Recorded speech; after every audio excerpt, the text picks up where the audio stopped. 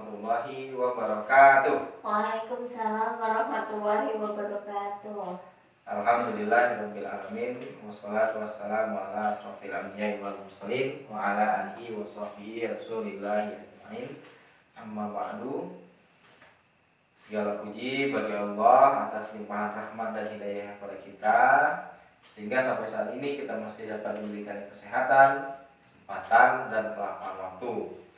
Selawat dan salam terakhir kita haturkan kepada junjungan kita Nabi besar Muhammad Sallallahu Alaihi Wasallam. Semoga kita mendapatkan syafaatnya di akhir kelak. Amin ya rabbal alamin. Yang pertama, saya ucapkan terima kasih kepada ibu-ibu yang masih setia menemani saya dalam pertemuan peningkatan kemampuan keluarga. Oke, hari ini kita akan belajar tentang modul tentang perlindungan anak, yaitu modul yang keempat. Bulan lalu kita sudah belajar tentang modul kesehatan dan gizi. Sebelum kita mulai, kita mau review dulu, Bu. Apa saja kira-kira yang masih Ibu ingat tentang materi kita bulan lalu? Coba siapa yang bisa jawab? Silahkan. Bu Siti bisa jawab? Ya Pak, bulan lalu itu kita belajar tentang kebersihan lingkungan dan pentingnya mencuci tangan dengan sabun. Benar sekali. Tepuk tangan dulu tuh Bu Novi.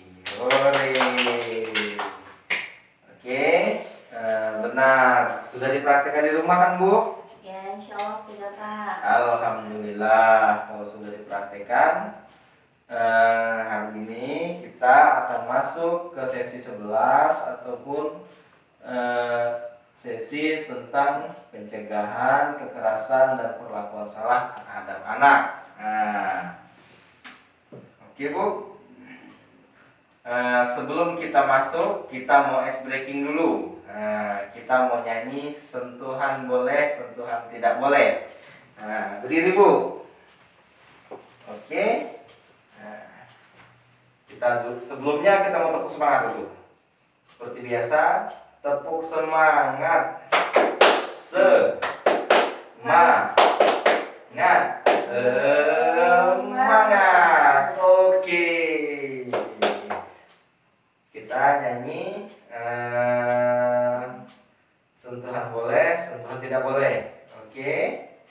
1, 2, 3. Sentuhan boleh, sentuhan boleh. Kepala, tangan, kaki. Karena sayang, karena sayang, karena sayang. Sentuhan tidak boleh, sentuhan tidak boleh. Yang tertutup baju dalam hanya diriku, hanya diriku yang boleh menyentuh. Sekali lagi, Bu. Sentuhan boleh, sentuhan boleh. Kepala, tangan, kaki. Karena sayang, karena sayang, karena sayang.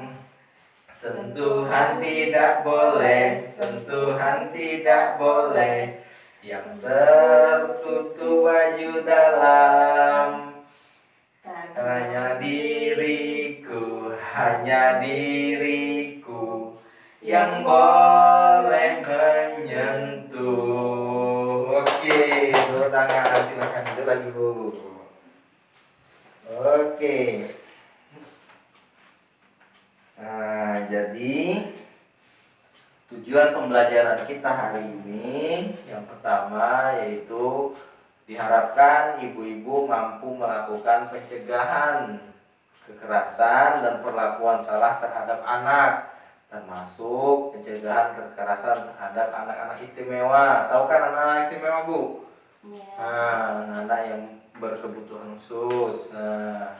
Anak yang berkelebihan khusus, bukan berkebutuhan, serta deteksi dini terhadap kekerasan seksual. Lalu indikator keberhasilannya apa saja? Nah, itu nanti yang pertama, ibu mampu menjelaskan pengertian hak-hak anak. Nah, itu nanti dicatat. Atau bisa dilihat di buku pintarnya, menjelaskan klaster hak-hak anak, terus menjelaskan pengertian kekerasan dan perilaku salah.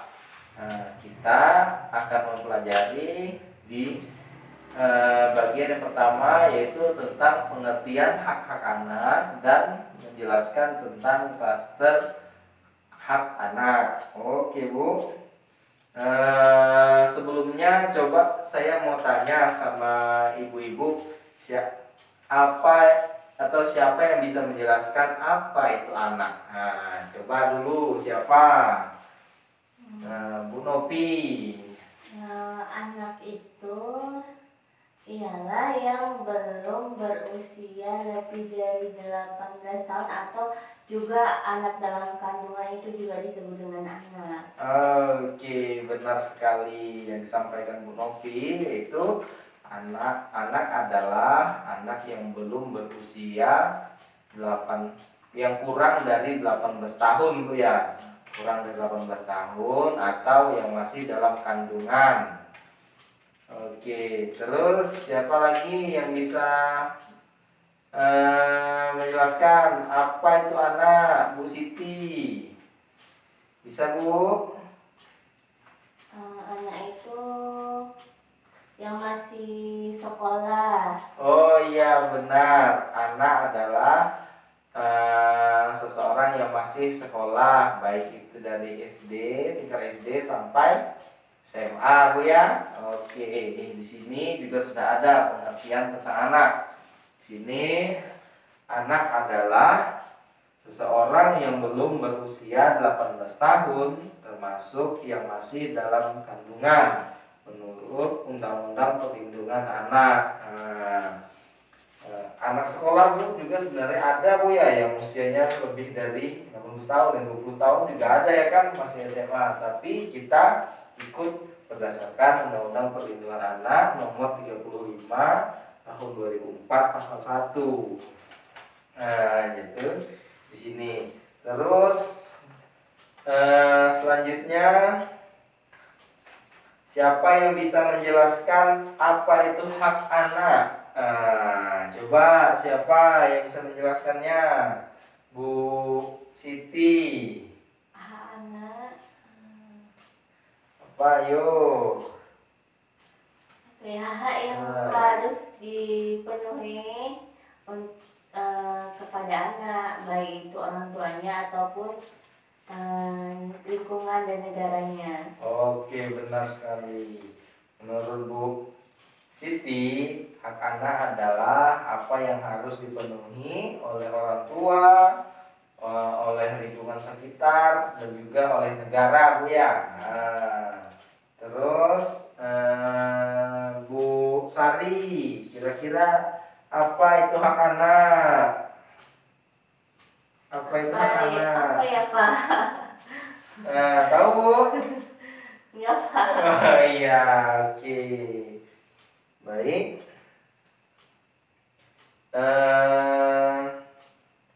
Di sini juga ada Bu, hak anak. Hak anak adalah hak yang melekat pada martabat manusia sebagai insan ciptaan Tuhan yang Maha Esa, yang sifatnya tidak boleh dilanggar oleh siapapun dan yang seolah-olah merupakan suatu holy area. Itu menurut Umar Seno Aji.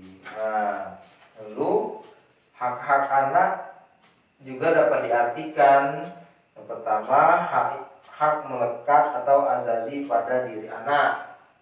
Yang kedua, pemberian Tuhan yang Maha Esa. Yang ketiga, hak ada sejak lahir bahkan saat dalam kandungan. Yang keempat, hak kewajiban orang tua untuk memenuhi hak tersebut. Jika jika tidak dipenuhi merupakan pelanggaran hak. Terus jika orang tua tidak memenuhi melanggar undang-undang perlindungan anak. Orang tua tidak mampu, negara harus mengambil alihnya. Oke Bu. Oke, Pak. Pada tentang hak anak, Ibu coba bisa buka di buku Pintar halaman 6. Coba dibuka Bu. Di situ tekan Bu. Apa saja di situ hak anak? Coba Ibu bacakan dulu. Pengertian hak anak adalah semua kebutuhan dasar anak yang harus dihormati, dilindungi dan dipenuhi agar kesejahteraan dan jiwa anak terjamin, yang dilindungi oleh undang-undang. Dalam hak anak dikelompokkan menjadi hak hidup, hak tumbuh dan berkembang, hak perlindungan, dan hak berpartisipasi. Oke, di situ tadi ada KHA kan Bu? Atau arti KHA Bu? Tidak tahu Bu, Pak. KHA itu artinya Konvensi Hak Anak. Tuh, disitulah bukan hak anak. Lalu kita akan bermain Bu, nih Bu, bermain tentang pengelompokan atau 5 klaster hak anak. Di sini ada 5 klaster hak anak. Oke, bisa baca Bu. Klaster yang pertama yaitu hak sipil dan kebebasan. Yang kedua, klaster kedua lingkungan, keluarga dan pengasuhan alternatif. Yang ketiga, kesehatan dan kesejahteraan dasar. Keempat, pendidikan waktu luang dan kegiatan budaya. Klaster yang kelima, langkah-langkah perlindungan khusus. Oke, kita akan bermain tebak-tebakan. Nanti ibu yang mencocokkan, saya bacakan. Ibu cocokkan gambar yang ada di sini nanti. Sini Bu, oke, bisa lihat Bu? Di sini di mana dia letaknya? Di klaster 1K, 2K, 3K, 4K, atau 5K. Agar tetap sehat, aku perlu gizi, pakaian, dan tempat tinggal yang sehat. Yang sehat pula. Ini di klaster yang mana Bu? Klaster 2, Pak. Klaster 2, oke. Di klaster lingkungan, keluarga, dan pengasuhan alternatif. Benar? Ayo coba dilihat lagi. Kesehatan. Klaster 3, Pak. Klaster 3 yang benar. Di 2 atau 3? Saya ulang lagi Bu ya. Agar tetap sehat, aku perlu gizi, pakaian, dan tempat tinggal yang sehat pula. Di mana dia? Di klaster lingkungan keluarga atau klaster kesehatan dan kesejahteraan dasar? Klaster 3, Pak. Klaster 3, oke, benar sekali, di klaster 3. Selanjutnya, aku tidak boleh dibeda-bedakan hanya karena perbedaan agama, suku, ras, jenis kelamin, dan budaya. Ini masuk klaster mana? Klaster 1. Klaster 1, benar sekali. Klaster kebebasan memeluk agama, kebebasan suku, ras, dan jenis kelamin. Kebebasan memilih kepercayaannya masing-masing. Oke, benar. Yang kedua tadi benar, masuk di klaster 1 Bu ya. Selanjutnya Aku berhak diasuh oleh orang tua dengan penuh kasih sayang dalam keluarga, bahagia sampai dewasa. Ini masuk klaster mana, Bu? Klaster 2, Pak. Klaster 2, ya benar sekali. Klaster lingkungan keluarga dan pengasuhan alternatif. Ini selanjutnya, pendidikan sangat penting. Aku berhak mendapatkannya walaupun aku miskin. Ini masuk klaster berapa, Bu? Klaster 4, Pak. Klaster 4. Pendidikan, luang waktu dan kegiatan budaya. Benar sekali, Bu. Nah, selanjutnya, meski aku berbeda, baik jasmani dan rohani, aku tetap harus mendapatkan pendidikan dan perawatan khusus. Ini masuk di klaster mana, Bu? Klaster 5. Ya, benar. Langkah-langkah pengasuhan dan perlindungan khusus. Di sini ada di gambarnya, itu ada gambar anak yang sedang menggunakan tongkat. Dan juga di belakang juga ada yang menggunakan kursi roda. Mereka juga anak-anak yang berkebutuhan khusus, anak-anak istimewa ini juga memerlukan pendidikan dan punya hak yang sama dengan orang yang seperti biasa untuk mendapatkan pendidikan yang sama. Baik, Bu. Oke, tepuk tangan dulu untuk kita. Oke.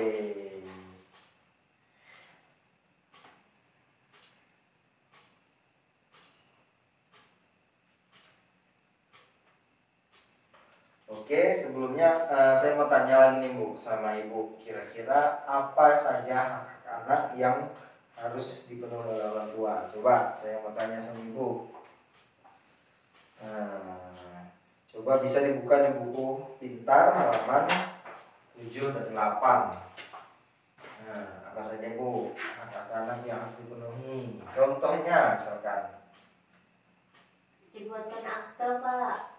Iya, benar sekali. Di sini juga ada dibuatkan anak yang baru lahir memerlukan akte. Ya, di sini ada gambarnya. Akte itu apa sih? Katanya kan, ini akte kelahiranku, katanya. Temannya bertanya, akte itu apa sih? Akte itu bukti kewarganegaraanku. Jadi setiap anak memiliki hak sipil, itu hak untuk didaftarkan sebagai kewarganegaraan. Jadi anak yang baru lahir setelah 7 hari, kalau nggak salah saya, itu bisa langsung didaftarkan untuk mendapatkan akte kelahirannya. Ini dia masuk di klaster 1, hak sipil. Hak sipil bagi seorang anak. Oke.